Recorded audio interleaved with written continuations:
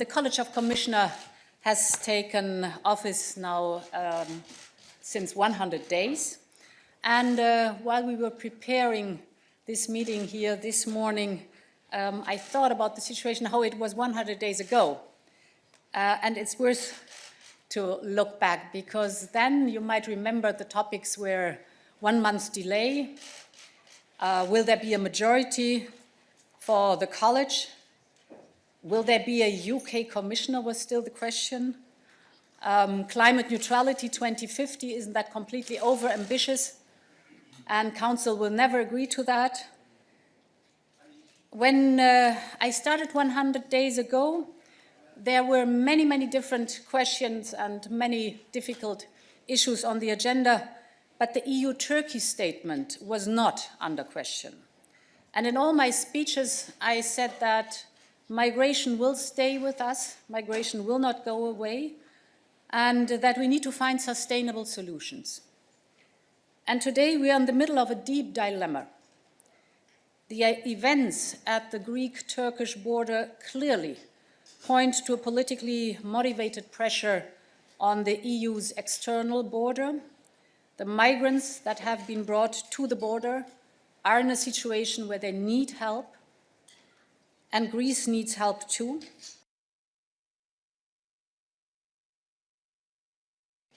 We have a situation on the Greek islands, in the refugee camps, that was already over the limit, and now more people are arriving, and of course further support is needed. The 350 million euros provided by the European Union immediately are a first step to improve the situation on the islands. Another 350 million euros will follow, but it is urgent to relieve the pressure on the island by bringing people to the mainland of the continent too. And I think it is very urgent to care for the unattended minors on these Greek islands. I'm very concerned about their situation. They are the most vulnerable. It's urgent to get them away from the islands and to find a safer place for them. Another acute situation that we are faced with is the spread of coronavirus. We are, of course, following closely the developments in Italy with the government, where the government has announced new measures to contain the spread of the virus. We have, as you know, within the Commission, a corona response team that is working with the member states on the known issues. That is preparedness, that is risk assessment, the coordination of measures, the funding of research and on diagnostics, on treatment, on vaccines.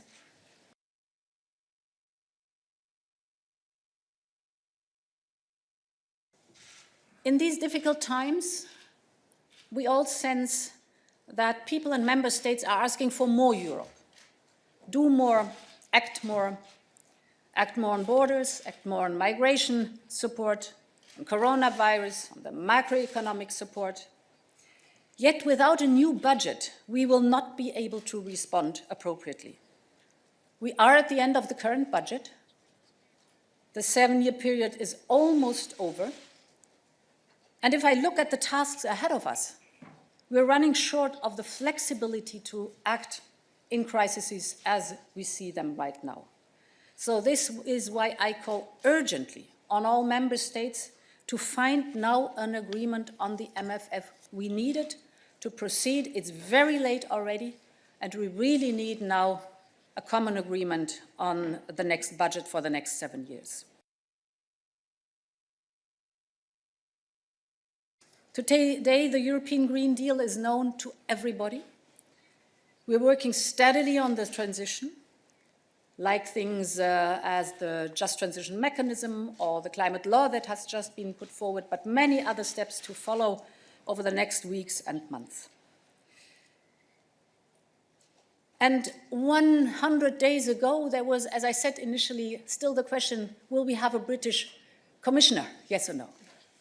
Well, today, we know that we've signed the withdrawal agreement. 100 days later, we are rapidly and in unity have adopted a comprehensive mandate for the negotiations, and we held already the first round on the negotiations with the United Kingdom.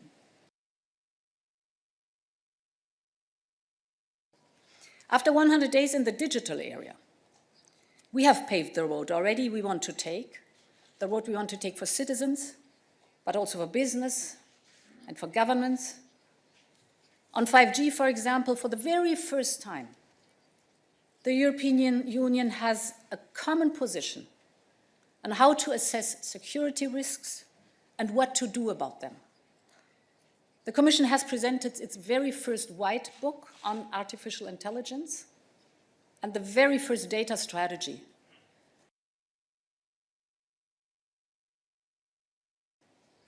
And when I took office, the industry strategy was a long-standing request by the European Council. Well, tomorrow on day 101, we will present it to you.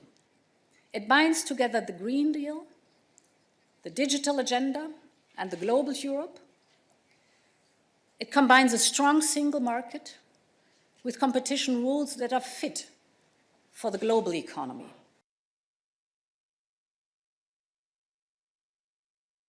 Soon after we took office, the enlargement process was in a deadlock. People in the Western Balkans were disappointed and we were losing faith in the European Union. Now there is a new perspective, also thanks to our balanced proposal, the new methodology, which makes the enlargement process more speedy, more reliable, and more credible. And our efforts to help Albania reconstruct after the devastating earthquake have gone a long way to restore faith and to restore trust in the European Union.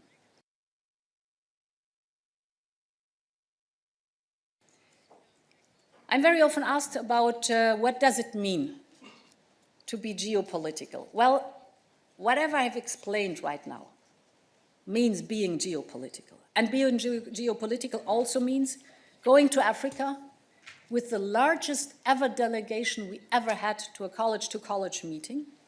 This is a real change of mindset. We're working with Africa on a positive agenda that is looking beyond development and beyond security. We're working on climate change. We're working on environment, the digital transformation, skills and job, and many more things we've been discussing with the African Union when we was in Addis Ababa. Over the past 100 days, our direction of travel has changed fundamentally. We have spelled out a real political vision for Europe and a clear roadmap how to get there. Europe is faced with a huge transition. It's the twin transition of the digital and the green transition. And Europe needs to ensure its sovereignty in a complex and geopolitical environment. It was important to grasp the key underlying driving factors for change in order to spell out this vision for the next 30 years we do have together in Europe. We have done so. We have developed a positive agenda for Europe, being the first climate-neutral continent, first continent with a data strategy to grasp the industrial data wave, and as of tomorrow, to have a renewed industrial strategy and a real vision for Europe's economic and industrial power.